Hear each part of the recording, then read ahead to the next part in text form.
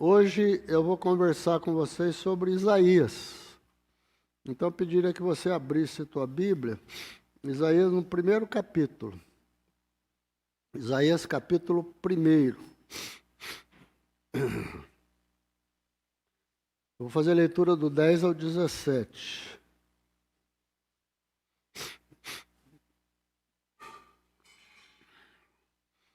A palavra do Senhor diz assim, Isaías capítulo 1, 10 a 17. Príncipes de Sodoma, escutem a palavra do Senhor. Povo de Gomorra, dê ouvidos à lei do nosso Deus.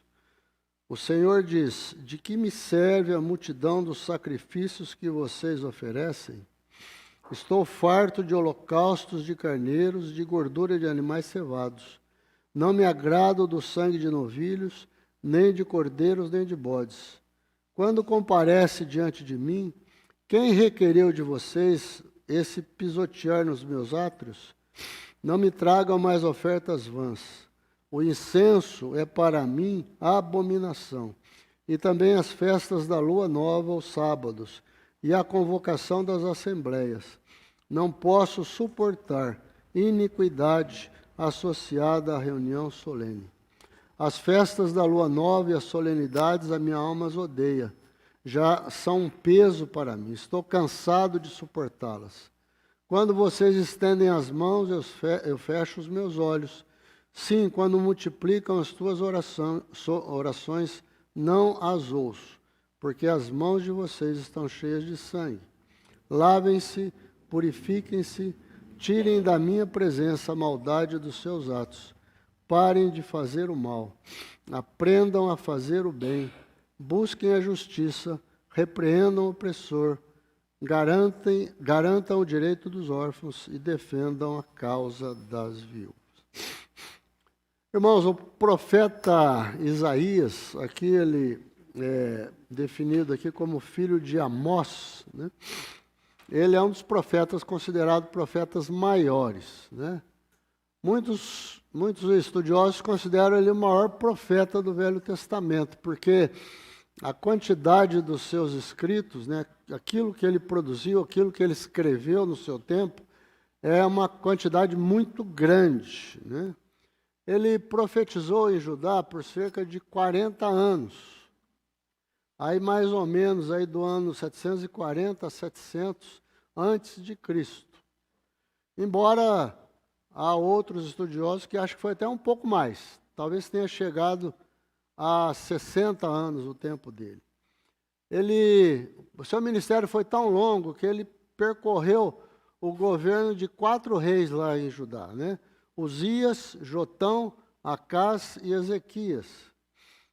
Ele provavelmente, não há tanta certeza quanto isso, mas ele era de Jerusalém. Ele era uma pessoa muito culta, né? muito estudado. Era ligado ao palácio, à corte, né? Talvez ele fosse parente de alguém importante lá do reino, né? O chamado do seu ministério a gente sabe muito bem, nós estamos cansados de ver isso já aqui na igreja. Ele foi chamado no ano de 739, está registrado naquele primeiro texto que eu li no capítulo 6, no chamado de Isaías, na morte do rei Uzias. Então é bem fácil identificar o ano do chamado dele, que foi no 739. E nesse chamado dele, aconteceu uma coisa surpreendente. Ele estava no templo e, adorando a Deus, ele teve uma visão do trono de Deus, né? E ele viu o trono de Deus, ele viu anjos, e ele disse que o templo se moveu, né, ficou balançando, o templo se encheu de fumaça. Então, quando isso tudo aconteceu, a primeira reação dele foi falar assim: estou perdido, né? Estou perdido. Porque eu vi a glória de Deus, né? E eu vou morrer, né? E eu vou morrer. Mas isso não aconteceu. Um anjo apareceu para ele e falou, trouxe uma brasa do altar, tocou o lábio dele e falou: tua iniquidade foi tirada, né? E foi perdoado o teu pecado. Porque ele tinha dito que ele se considerava impuro e que habitava no meio de né? Então ele não estava digno diante de Deus. Mas o anjo purificou os seus lábios, e aí houve a convocação de Deus. Deus falou: a quem eu vou chamar? Quem vai ir por nós? Né? E ele respondeu prontamente, né? Eu estou aqui, né? E me envia, me envia. Então esse foi o chamado de Isaías para esse grande ministério que ele fez lá em Judá. Né? Não foi um ministério fácil. Já do princípio, Deus falou para ele. Falou: olha, esse povo é de dura serviço, né? Eles não vão te escutar. Você vai falar, você vai trazer a minha mensagem, mas eles não vão te ouvir. Mas eu estou te enviando para você falar isso para o povo, né? Irmãos, os principais temas abordados neste grande livro, né? Aliás, o livro de Isaías é um livro longo, mas ele é precioso para quem gosta de estudar a Bíblia, né? Você que gosta de ler a Bíblia, Isaías é tremendo, né? Em termos de ensinamento, em termos de você conhecer Deus, o que Deus espera da gente, o que Deus espera de você, de mim, o que Deus espera da igreja. Isaías fala demais sobre isso, né? Aquilo que Deus pensa a respeito de nós, né? Então, os principais temas que ele aborda aqui no livro são os seguintes. Ele condena o culto hipócrita dos judeus, né? Esse texto que nós lemos agora, aqui na segunda parte. Havia uma hipocrisia total do povo de Israel a respeito do culto que eles prestavam a Deus. A gente vai ver mais sobre isso. Ele repreende também o povo pela infidelidade do povo, pelo fato deles terem abandonado a Deus, deles terem seguido outros deuses, ou deles simplesmente não se importarem com Deus nas suas vidas, né? Ele conclama o povo a se arrepender, a se voltar para Deus, e que isso, se não acontecesse, aconteceria o castigo de Deus, né? Parece que o judeu não se importava muito com isso, não. Isaías, então, começa a proclamar a respeito do exílio, que Deus ia dar um castigo e eles iriam para o exílio. Eles seriam castigados por Deus por causa do seu afastamento de Deus. Mas que haveria um retorno, né, depois de algum tempo. Mas, especialmente, irmãos, o Isaías, ele é um profeta messiânico, né? Ele fala muito a respeito da vinda de Jesus, da vinda do Messias, né? É o profeta que mais fala a respeito da vinda de Jesus, né? E tem textos maravilhosos a respeito disso. Quando você for ler o livro, você vai verificar, né? Muito bem. A gente poderia falar muita coisa sobre o profeta Isaías, muita coisa, né? Tem muitos temas aqui que a gente poderia tratar.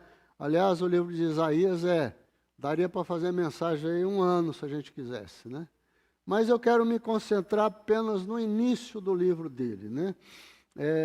Ele está falando aqui a respeito do culto que era prestado a Deus. O culto que os judeus estavam fazendo para Deus naquela situação que eles viviam. E ele traz algumas lições para a gente aqui. Eu queria trazer para a gente hoje. Por quê? Porque é importante para nós. Porque nós também prestamos culto a Deus. A gente vem aqui na igreja para prestar culto a Deus. A gente não vem aqui para outra finalidade, né? A gente vem aqui, é gostoso a comunhão com os irmãos, é gostoso o nosso cafezinho aí junto, conversar com os irmãos, trocar uma ideia, perguntar como foi a semana, é muito bom isso. Mas o objetivo principal nosso aqui é cultuar a Deus. A gente vem aqui para cultuar a Deus. A gente não pode perder isso nunca da nossa visão, da nossa cabeça, do nosso sentimento. Eu estou aqui para cultuar a Deus. E qual que é o jeito que eu devo cultuar a Deus? Será que o jeito que eu estou cultuando a Deus agrada a Deus? É satisfatório para Deus? Ou Deus se aborrece com o meu culto, né? Isso é uma coisa que precisa nos preocupar. Então, a palavra aqui de Isaías é um alerta para nós, né? Um alerta para as nossas vidas. Eu queria destacar aqui 3 coisas que ele coloca aqui no texto, que são bem importantes. Primeira, ele fala que Deus estava farto das vidas cheias de ritualismo e vazias de Deus. Ele estava farto, ele estava cheio, ele não suportava mais, né, tanto ritualismo, mas o coração vazio de Deus, né? Irmãos, o povo judeu continuava indo no templo. Eles continuavam indo lá para os sacrifícios, eles continuavam indo lá para os exercícios devocionais. Eles estavam lá para cumprir o que a lei falava para eles fazer. Aquela lei que foi trazida por Moisés, foi dada para o povo judeu, que eles tinham que fazer isso, fazer aquilo. Eles estavam cumprindo, né? Só que eles apenas cumpriam um ritual, eles cumpriam o que a lei falava. Na realidade, o coração deles estava distante de Deus, eles não faziam aquilo com sinceridade, né? O que eles prestavam a Deus, estavam fora de uma presença real com Deus. E Deus está dizendo para eles que Deus estava farto disso. Deus estava cansado disso. Porque é claro que Deus se agrada dos nossos cultos a Deus. Mas tem que ser o quê? Um culto sincero, um culto de coração, um culto de boa vontade, de que sai lá dentro de nós, né? E aí a gente precisa pensar um pouquinho naquilo que nós temos feito para Deus. Como que tem sido o nosso culto a Deus? Que jeito que eu presto o meu culto a Deus? Que jeito que eu venho para a casa do Senhor?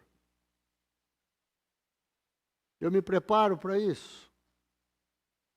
Eu venho brigando pelo caminho quando eu venho para a igreja. Chego aqui com o coração a mil. Que jeito que eu me preparo para orar a Deus, para estar aqui louvando o nome de Deus? Que jeito que eu faço isso? Que jeito que eu me comporto lá na minha casa, na minha relação com a minha família, com os meus filhos, com a minha esposa, com o meu marido? Que jeito que eu me comporto? Tudo isso influi no meu culto que eu presto a Deus. Às vezes a gente traz tantas coisas no coração, quando a gente vem para a casa de Deus, que a gente não consegue prestar um culto a Deus. E a gente diria o quê? De que adiantou eu ir lá?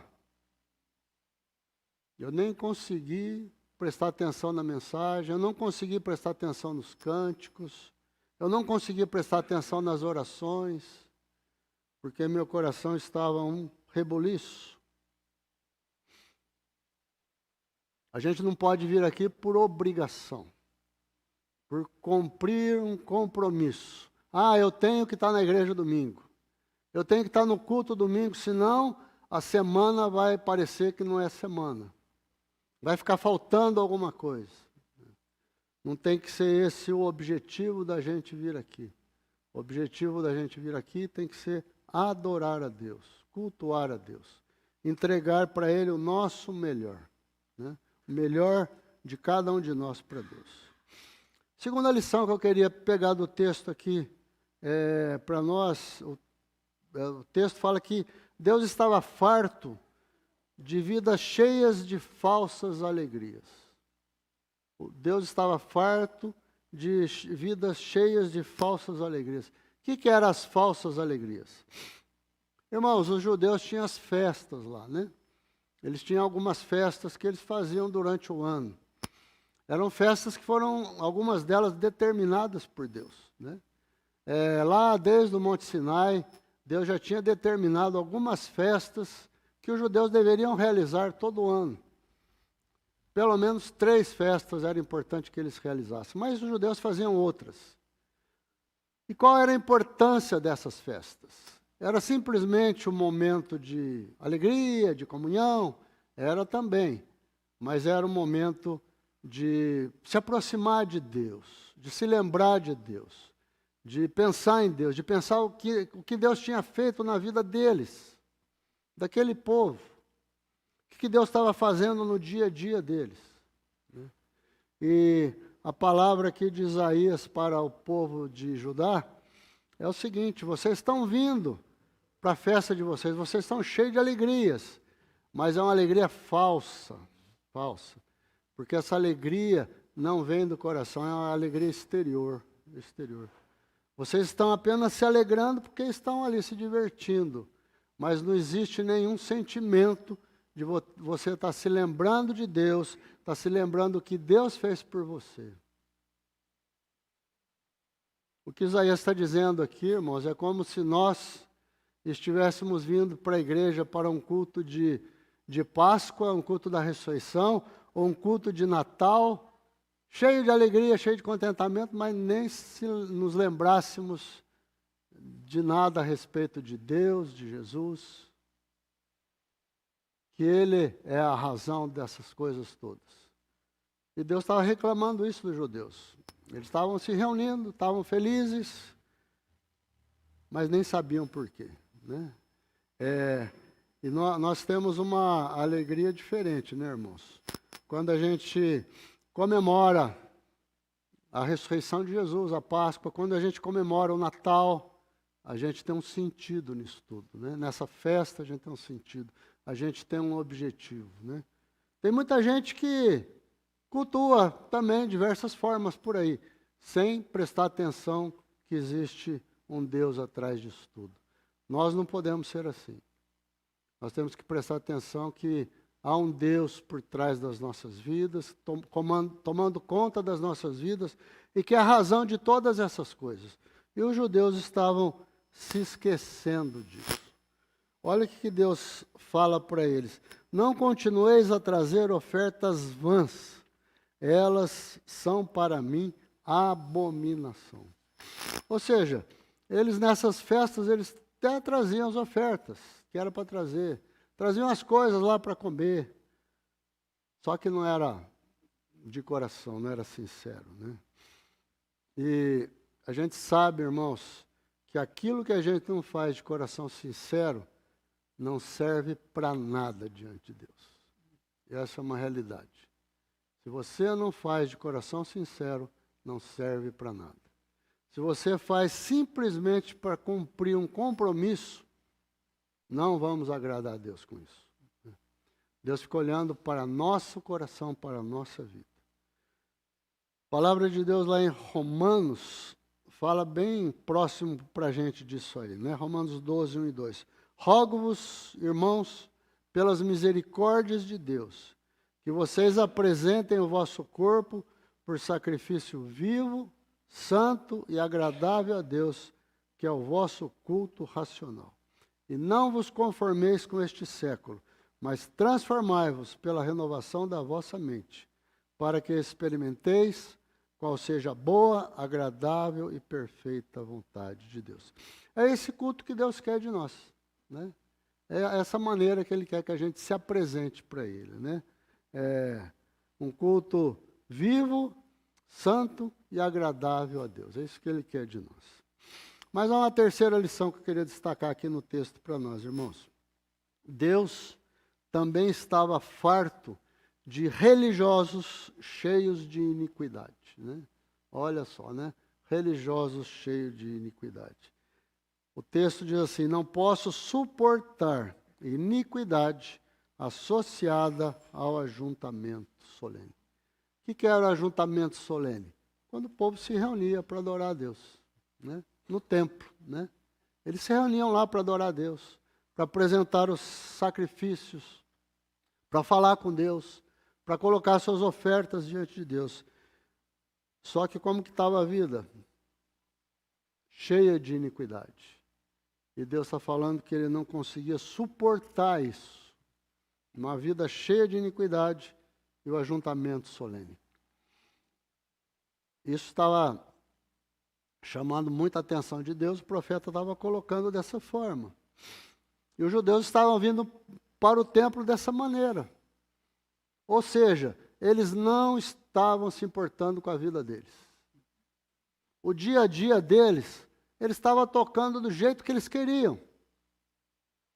A segunda e o sábado deles, era do jeito que eles queriam. Não estavam nem aí. Tinha que fazer coisa errada, fazia, não se preocupavam com isso.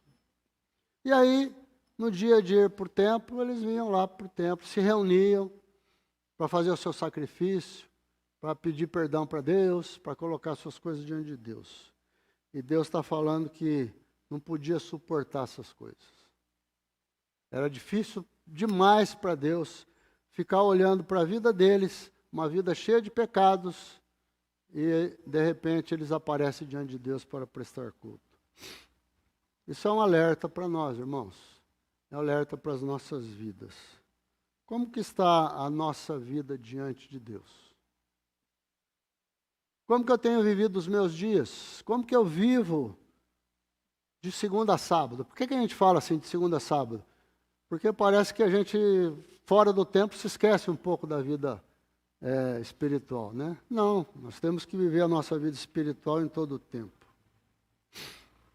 O que eu faço durante a semana? Qual que é o meu comportamento? Que jeito que eu ajo lá em casa? Eu sou amoroso com a minha família? Eu sou amoroso com os meus filhos? Como eu trato os meus vizinhos? Como que eu trato os meus colegas de trabalho? Como que eu trato as pessoas na rua? Nós somos chamados a fazer diferença. Quando a gente age com uma vida assim, uma vida mudada, uma vida transformada por Jesus, as outras pessoas vão observar, vão prestar atenção. A gente sabe muito bem disso, né? As pessoas estão nos olhando o tempo todo, embora você nem perceba, mas você é um ser observado, né? Um ser observado.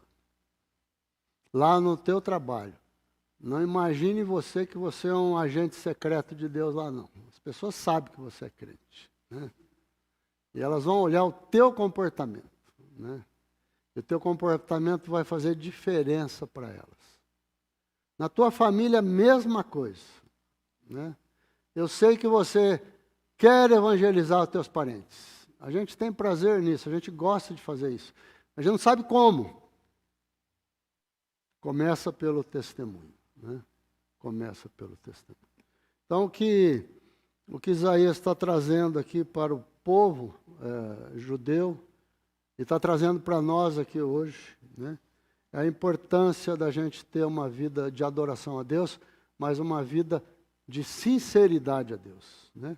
E uma vida de sinceridade a Deus é ter um coração puro, é procurar fazer as coisas de acordo com a vontade de Deus e andar no nosso dia a dia segundo a vontade de Deus. Desse jeito, o nosso culto vai ser agradável a Deus, vai ser aceito a Deus, né?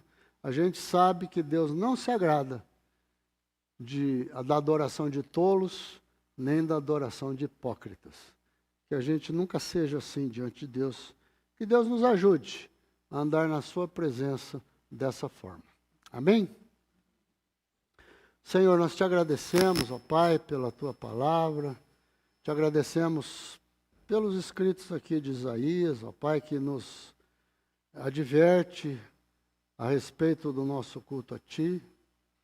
Ó Pai, nós queremos clamar ao Senhor, pedir a Tua ajuda, pedir a Tua graça, a Tua misericórdia. Que o Senhor nos ajude a andarmos com o coração sincero diante de Ti.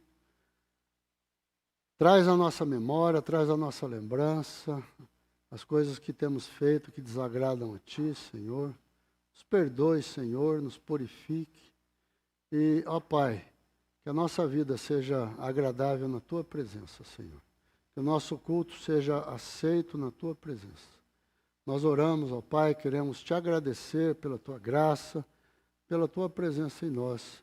Nós Te adoramos em nome de Jesus. Amém.